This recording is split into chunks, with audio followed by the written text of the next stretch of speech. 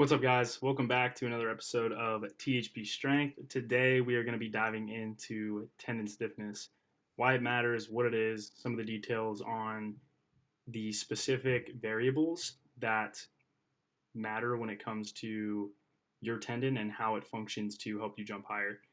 This podcast is going to include a lot of basic science as well as background into the tendons and explains a lot of why certain athletes are able to do things while other athletes can't. That goes beyond, well, they're just genetically gifted. What makes them more genetically gifted and how are they more genetically gifted?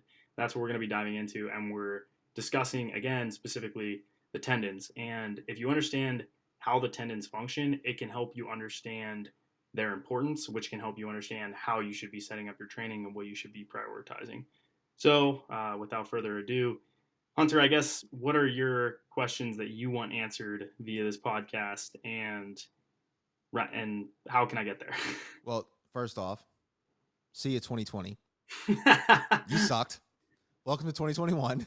The bar's set really low for you, 2021. Let's beat it. It's not hard. Not hard. Not hard. Brief update or reminder: we had forest fires, we had riots, we had an election, we had COVID, we He had. says COVID just kind of half-heartedly. Is a global pandemic. Kind of sucked. It was everything shut down. THP grew. Yeah. You know, That was the most important thing that all in happened. all, what a fucker of a year that was. Isaiah hit a touch 12 too. It wasn't bad. Everything wasn't terrible. Anyway, Peace. I hope you guys had a good end of year. Hopefully, it went well for all of you. But back to you, Hunter. Back to you. What specific questions did you want answered? Did you write them out? Did you list Yeah, them? so basically, our topic today is tendon stiffness, and my question around that is there's kind of a few, but mainly it is as an athlete, we all kind of a lot of our athletes, they want to jump higher, they want to run faster, and so something that you very quickly come across in improving your athleticism is you got to increase that tendon stiffness. Well, easy said, and there's a lot more that goes into how to actually do it.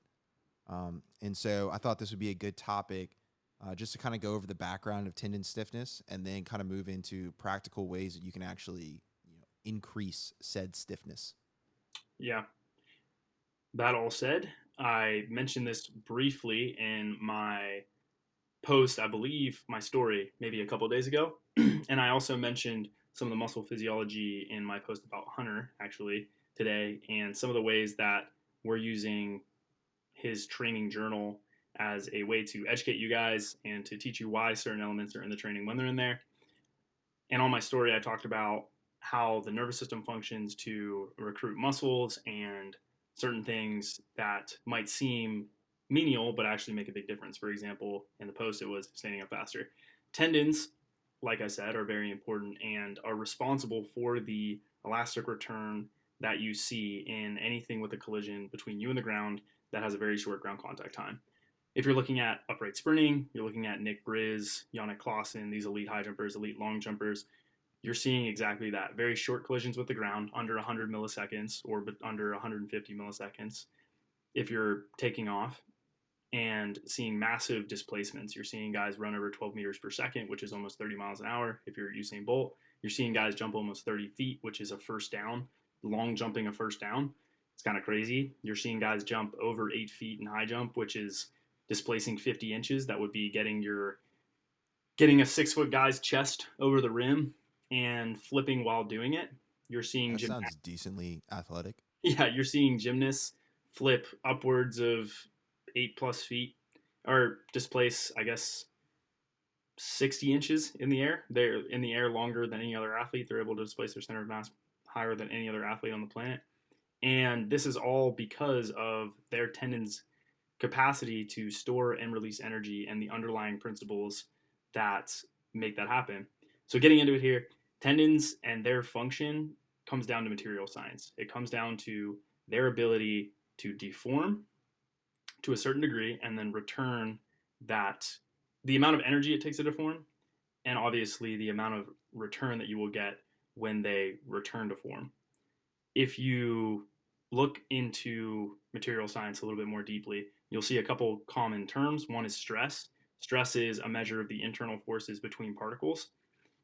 And then you'll see strain, which is the measure of deformation. So if you can imagine a steel bar, your ability to pull it apart and the amount of force that it took to pull it apart and how much energy you got via pulling it apart with respect to the distance that is stretched is a measure of its stress and strain. It also can be further explained by something called Young's modulus, which is the slope, and that will tell you how much did you stretch it and or for how much you stretched it, how much energy did you get out of it. That's Young's modulus is mega important because it very much explains the underlying principles in high jump, 2 foot jumping, 1 foot jumping in basketball and dunking, and is very relevant to understand if you want to get a full understanding of why certain athletes are doing certain things and troubleshoot and problem solve. For example, if you're looking at me as an athlete versus Isaiah, why is it that I'm better at upright sprinting than he is? He's twice as explosive as me if you were to look at his, not twice as explosive, but he's way more explosive as me than I am. He can jump 50 inches, one of the highest jumpers in the entire world. He's a great accelerator. Why is he not running faster than I am when he's upright? And why is he not jumping higher than I am off 1 foot? He's jumped off 1 foot for years. He has the capacity to do it. His relative power output's significantly higher. His coordination's better. What about his body is different than mine that is making it difficult for him to surpass me in that quality? Why is he not in the NFL? Well, the biggest reason why is because of our tendon properties. My tendons are stiffer than Isaiah's are, specifically in my Achilles and my patella. Therefore, I am able to take advantage of the deformation that happens and get a higher return than Isaiah would. Isaiah can tug on his tendons more easily and can get a big return from them. But when he has too much energy tugging on the pulling on that tendon, he doesn't get as much of a return as maybe I would. For example, if you're upright sprinting, your heel can only go so far to the ground before you get a return. And if you had a stiffer spring, then it would take less loading and you would get a greater return on that sprint. So if you're Usain Bolt and you're on the ground for 80 milliseconds, that tendon is going to function very optimally to push off of the ground and displace him forward very quickly. If you have a really soft tendon, then it's going to need to stretch more, which means a longer ground contact time, which means more braking, which means less propulsion on the push off because you would need more stretching for it to occur, unless the gastroc or soleus could tug on the tendon a little bit more. But that's What percentage of tendon capability is muscular versus conditioning of that tendon? do you mean what do you mean by that question? Ask it a Like different way. if okay, so I'll try to ask it a different way. The ability, let's just take a standing vertical jump. Mm-hmm. Um, I know that's very different than a 1 foot approach jump, but just this one example, a standing 2 foot vertical jump. How much of that would you say is due to the athlete's ability to recruit muscular force versus his conditioning of the tendons to be like a stiff rubber band as he lowers and then very quickly fires the muscle fibers? It is dependent on both the ability of the muscle to recruit force and how fast, and also the tendon's properties. Both. You couldn't really say a percentage of either one. It's more that you are you're either a cheetah or you're not a cheetah. You're a deer or you're not a deer. So You there's a sliding scale. it is it is a sliding scale, and you can be more like a gazelle or more like a cheetah, or you might be. So when Uh, you see those offensive linemen preparing for the NFL draft and a video leaks of them doing like a standing windmill dunk, would you say those are more just pure muscular forces and less? well, that's not necessarily what I meant by that, but it's more it's more that your tendon properties are largely determined by the type of cross-linking that you have because tendons are cross-linked together, and that's mostly genetic, and it can be modified a little bit, but for the most part there's conflicting research on whether or not you can really change the physiology and the building blocks of your tendons so that they're stiffer or not stiffer. We know that you can change the function of them. That's been observed over and over and over again in research. Difference between function and physiology of it. Yes. So physiology is like, I wouldn't even say physiology is maybe not necessarily the correct term, but it would be like, we know that this thing is made of steel, but how this steel acts is different depending on like the person. And we know that we can't change how what this steel is made of. We know that it's this much this much this much this. But we know that we can change the function. We know that if we stretch it 1 inch, we can get a ton of force. If we stretch it 1 inch, we can get this much energy out of it. Or if you were to use newtons, it would be equivalent. Let's say it was a ton of literally 1 ton of, you could lift 1 ton up on the return if you stretched it 1 inch. We know that you can't change the material, but you can change its function. If you stretch it 1 inch, we can get it to go to 3 tons. That's how your tendons function. They can adapt so that if your tendon stretches 1 inch, you can get a ton more force out of it. Not literally a ton more. You can get a lot more energy out of that tendon. Whereas any other material, that doesn't happen because our bodies are adaptive. They can change somehow. We don't really understand. Some people think that it's you get more cross links or you get bigger tendon with more hypertrophy of the tendon or a bigger tendon, and that bigger tendon is filled in with more densely packed, stiff collagen cross links, which is very complex physiology and biochemistry that I don't even fully understand. I'm not going to pretend to, but it's hard to measure, and it's also very difficult to assess change in, which makes it difficult to concretely say what is or is not happening. But we know on a macroscopic level that the organism can adapt and move better or jump higher or whatever else because the function changes. Do we know how tendons hypertrophy? Because with muscles, it seems like maybe some hyperplasia, but more so myofibril hypertrophy with maybe some sarcoplasmic hypertrophy. Do we know how tendons hypertrophy?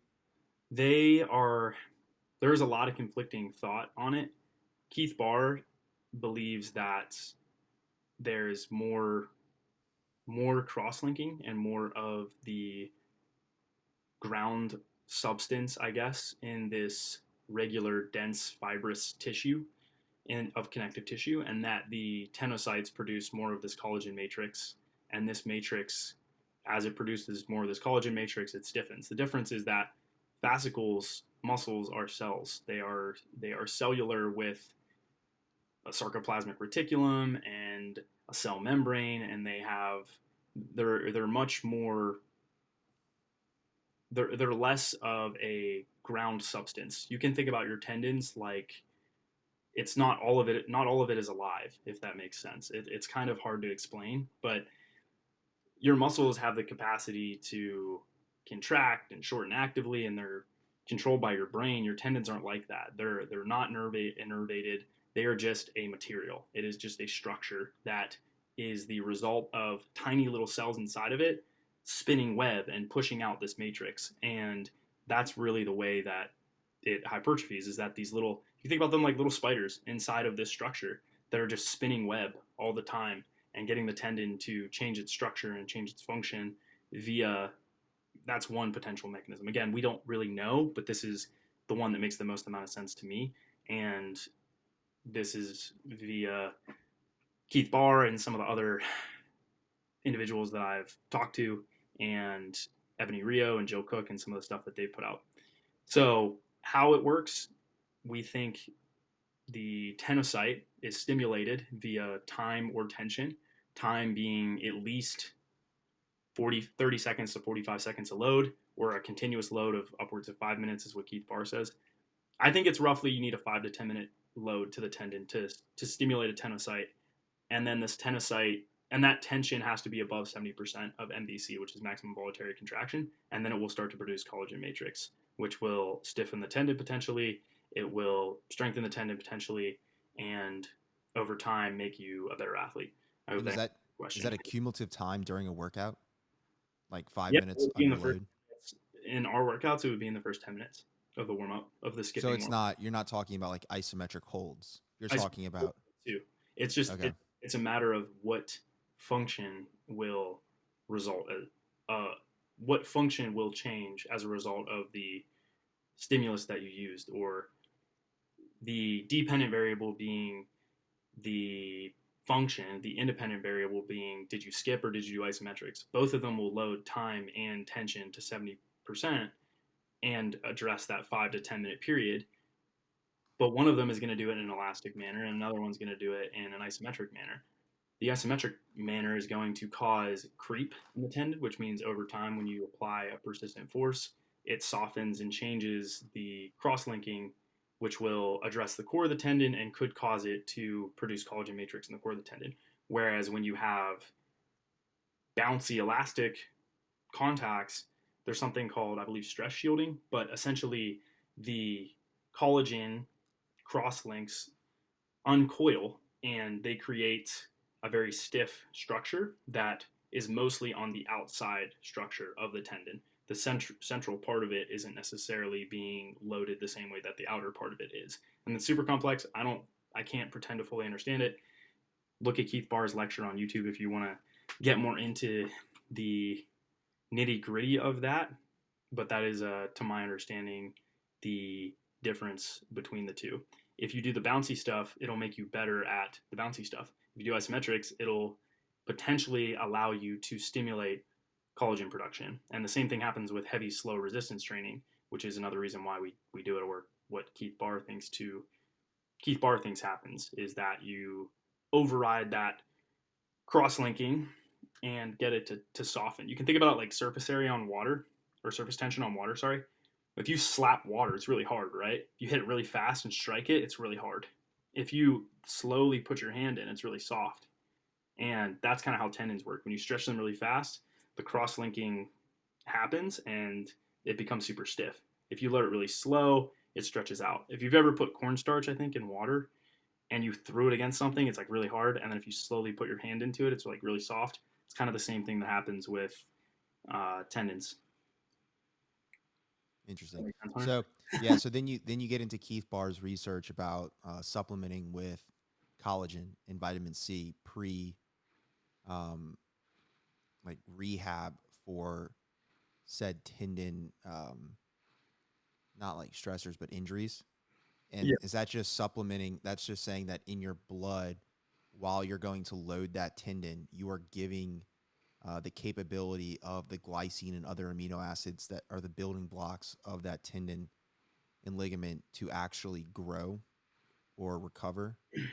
Yeah, I mean the mechanism, I don't know if we fully understand. I think again, if you listen to the Keith Barr lecture, he really goes into it. There's a couple enzymes and key, I guess they're proteins that are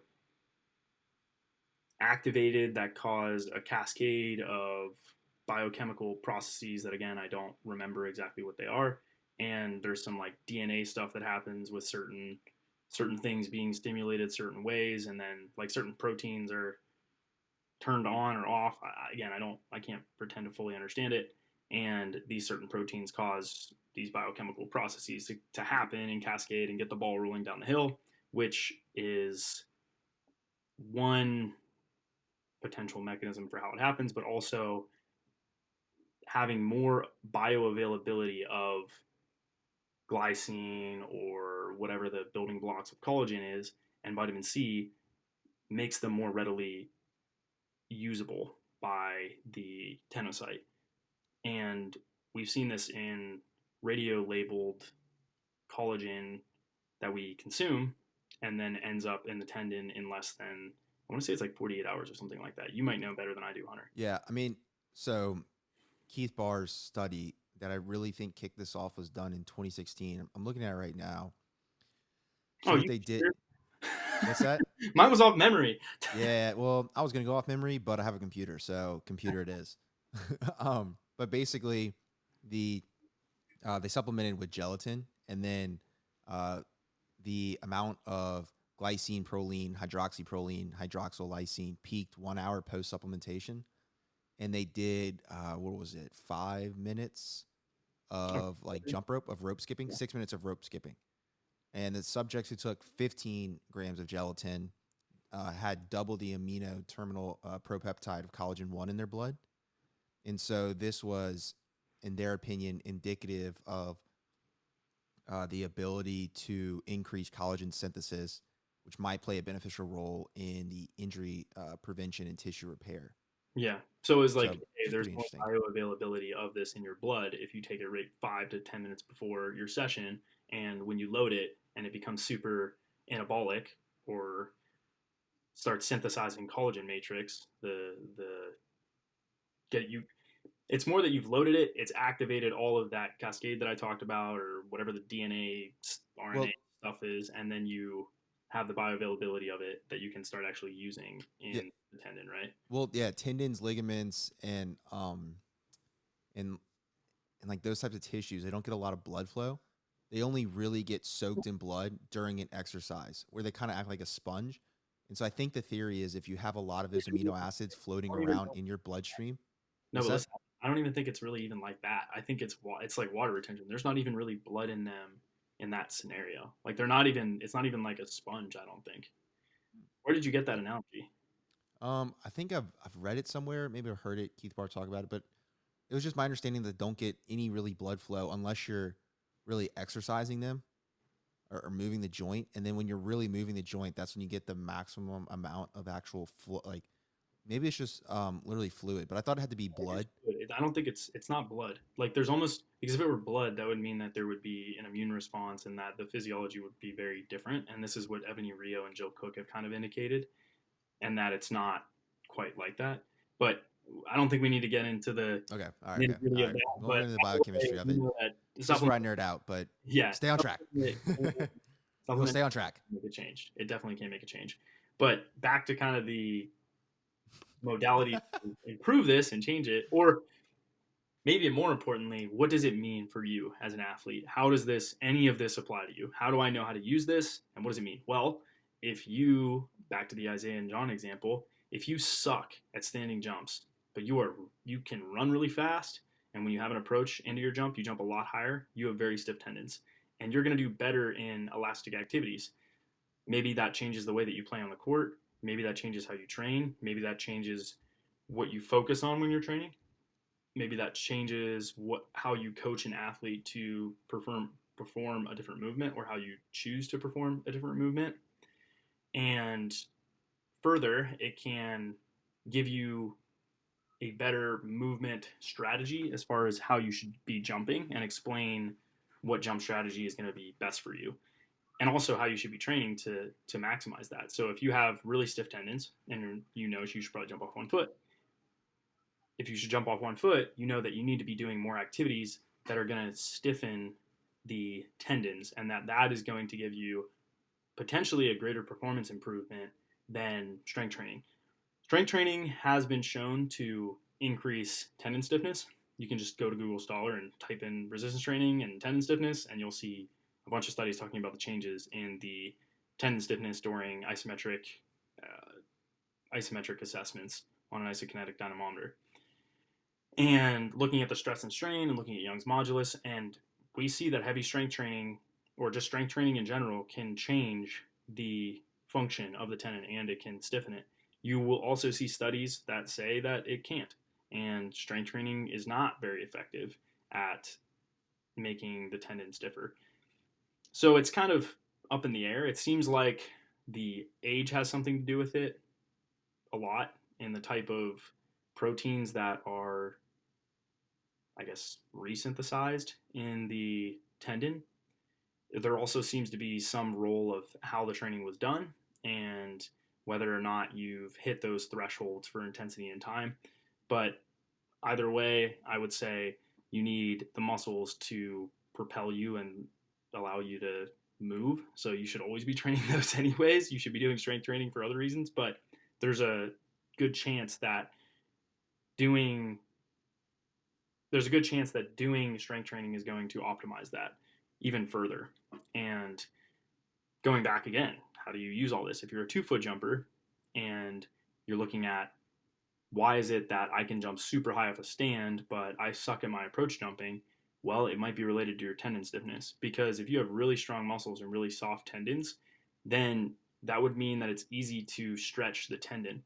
And so the muscle wouldn't have to produce as much force as someone who has a really stiff tendon to stretch it, which means that it takes less, there's less of a threshold for you to stretch that tendon and get a lot of force.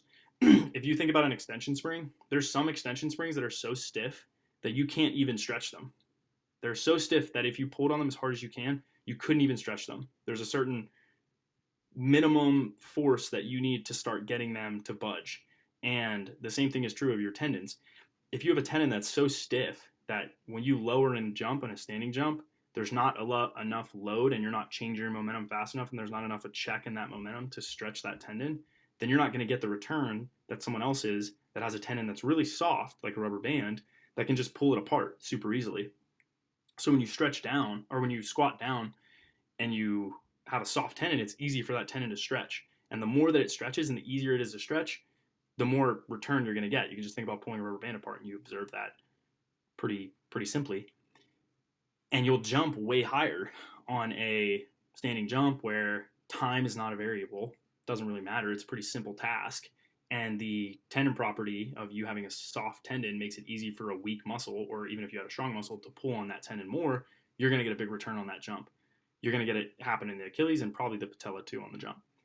Now, conversely, if you suck at standing jumps, but you're decent at standing jumps, you're decent at 1 foot jump, but you're really, really good at 2 foot jumping, that would mean to me that you're kind of in this mid range where you have pretty stiff tendons and you're super, super strong. And so they're not so stiff that you're better at 1 foot jumping and you jump like Nick Briz, but they're not so soft that you are amazing at standing vertical jumps or some activity that's considerably slower. So when you're going through your approach jump off 2 feet, you're going to jump way higher because you're in that sweet spot where you're able to tug on that tendon and get a lot of force out of it, and your muscles are really strong so they can pull on the tendon and get a lot of force out of it. But again, you're not going to, and you're going to get a ridiculous jump, but again, you're not going to be super crazy at 1 foot jumping where you have half as much time and your tendon might stretch a ton, but you're not going to get near as much force as someone who it has a very stiff tendon and maybe tugs it and increases the distance of that stretch in the tendon, let's say 4 inches. In both jumps, the tendon stretches 4 inches. But the guy with the stiff tendon, his stretch is 4 inches and he gets 2 tons of force. And if you don't have a very stiff tendon, you might get 1 ton of force. But in your 1 foot jump or your 2 foot jumping, maybe the 1 foot guy can only stretch his tendon 1 inch. And so he gets half a ton of force. But you can stretch your less stiff tendon 4 inches. So you're able to get 2 tons of force as well in that jump. And then your outcome is way better. So the guy with a super stiff tendon, he's never going to be good at things where he's not able to stretch the tendon a lot. If he can't load the tendon, he's not going to get a very good performance. And we see this all the time. This is why Stephen Holmes has a shitty standing jump. That's why he can't jump very high off a standing approach jump. And when people are like, "Oh, your vertical jump is this," I'm like, vertical jump is a shitty indicator of freak performances, in my opinion. The stuff I love to watch is running as fast as what is equivalent to a Ferrari in the car world or a dragster, and then just launching yourself into outer space if you're a long jumper or you're a high jumper or whatever else. And so I like to look at those athletes and the properties that make them super freaky. Do I respect the guys that have insane standing vertical jumps? Yeah, I respect it. Like I respect Chi and stuff like that. I think they're freaks. But for me, the angular momentums that you see and the forces that you see and the velocities that you see in guys with really stiff tendons is way more complex and way more interesting because there's more momentum. And when that happens, your entire physiology internally is going to change. So how that dictates your training. If you're a 2 foot jumper, you shouldn't be doing super stiff plyos at the end of your progression. If you're a 1 foot jumper, you should be doing stiff plyos at the end of your progression or close What to. if someone wants to go from 2 foot to 1 foot? Is that possible, or is that a fool's? You can do it. It's just that it's going to be really hard to be good at all the above. Now keep in mind, the way to get really good at all the above is to have very stiff tendons and then a super strong muscle. That's how you get really good at everything. And that's kind of where Isaiah is, right? He's got really stiff tendons, but he's also got crazy high force production and rate of force production. So not only can he, that's what makes every NBA player good and every freak athlete in the NBA good. they're able to take advantage of any velocity that they're moving and get a ton of energy in that movement that will propel them into outer space. That's why LeBron James is such a freak. He can kind of do everything. So you definitely can Zion, train Zion, Zion, Zion. like Zion. You can definitely train yourself to have a muscle that's so strong or so powerful in its contraction that no matter what your tendon property is, you're going to get a massive return on it. And even if it was a super stiff force transducer and you couldn't even stretch that tendon, let's say you're so powerful that all that happened is you had a more efficient transfer from that muscle to the ground, through the lever system, which pushed you upwards because you pushed through the ground. So there is a way to compensate for that internally. Is, yeah, if you have a super stiff tendon, just get super strong. And if you have a soft tendon, you can stiffen your tendon. So generally speaking, we should always be trending towards getting more powerful and the capacity to produce more force fast. And we should also be trending towards getting stiffer tendons because your goal is to be so strong and powerful that no matter what the movement is, you're able to take advantage of that tendon's elastic properties that will let you jump higher, cut faster, and run faster. So yes, you can. Yes. Good job. But other than that, I kind of covered everything. It was super complex going into that stuff, and I hope that I covered everything in decent depth. I did Well, not necessarily do it all justice, but I tried. Hunter, do you have any other questions? I mean, no, not really. The good news is that John monitors his YouTube comments for 24 hours post video. So the inevitable questions that come, just feel free to, barrage him with comments. Yeah, we'll Don't try to let him sleep. get this up ASAP, guys. I hope you guys all had a good New Year's Eve and New Year's. Hopefully, 2021 it goes better for society. But after 2020 happened, you never know.